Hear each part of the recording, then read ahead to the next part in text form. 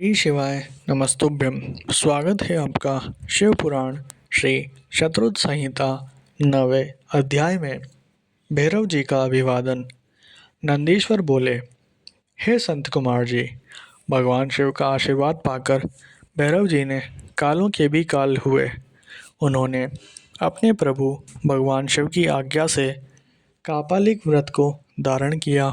काल भैरव हाथ में कपाल लेकर काशी नगरी की ओर चल दिए, परंतु ब्रह्म हत्या नामक कन्या उनके पीछे लग गई। एक दिन जब काल भैरव कापालिक वेश धारण करके भगवान नारायण के स्थान पर गए, तब त्रिनेत्रधारी भगवान शिव के भैरव रूप को आता हुआ देखकर सब देवताओं व ऋषि मुनियों ने हाथ जोड़कर उन्हें प्रणाम किया और उनकी स्तुति करने लगे। भगवान विष्णु ने अपनी प्रिया देवी लक्ष्मी से कहा, हे देवी, आज हम दोनों धन्य हो गए जो हमने भगवान शिव के काल भैरव रूप का दर्शन किया। इन्हीं ने इस पृथ्वी को धारण कर रखा है। ये भगवान शिव की शरणागतों को शांति प्रदान करने वाले तथा सभी तत्वों से युक्त हैं। यही सब प्राणियों के अंतर्यामी और अपने भक्तों को सब कुछ प्रदान करने वाले और उनकी कामनाओं को पूरा करने वाले हैं। इनके दर्शनों से ही मनुष्य सब बंधनों से मुक्त हो जाता है। काल भैरव जी को इस प्रकार भिक्षा मांगते हुए देखकर भगवान श्री हरि विष्णु ने उनसे प्रश्न किया कि हे भगवान, आप तो तीनों लोकों का राज्य प्रदान करने वाले हैं, भला आपको भिक्षा मांगने की क्या आवश्यकता पड़ गई।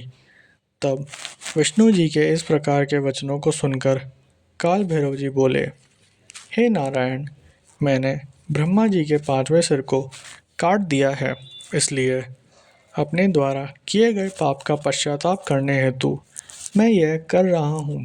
तब काल भैरव के इन वचनों को सुनकर भगवान विष्णु बोले, हे भैरव, आप तो समस्त दुखों का नाश करने वाले विघ्नहर्ता हैं।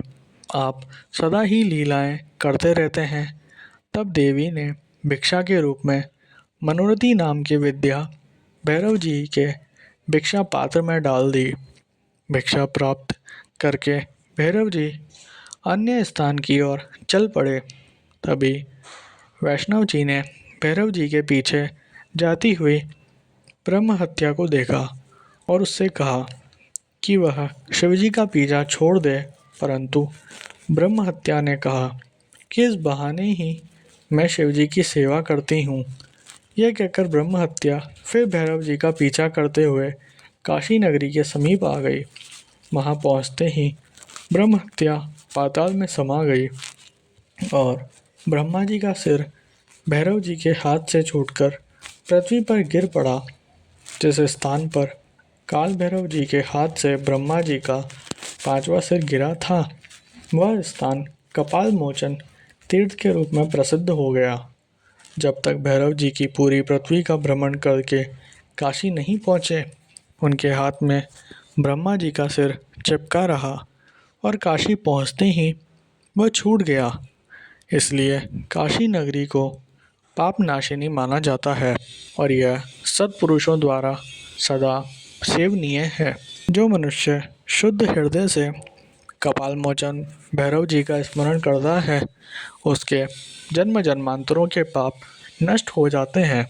कपाल मोचन तीर्थ में जाकर विधि पूर्वक पिंडदान और देव प्रीति तर्पण करने से मनुष्य ब्रह्म हत्या के पाप से भी छुटकारा पा लेता है। प्रतिदिन भैरव जी का दर्शन करने से मनुष्य के समस्त पापों का नाश हो जाता है। काशी में रहने वाला जो पुरुष कृष्णाष्टमी के दिन या मंगलवार को भैरव जी के दर्शन करता है, उसके सभी पाप नष्ट हो जाते हैं।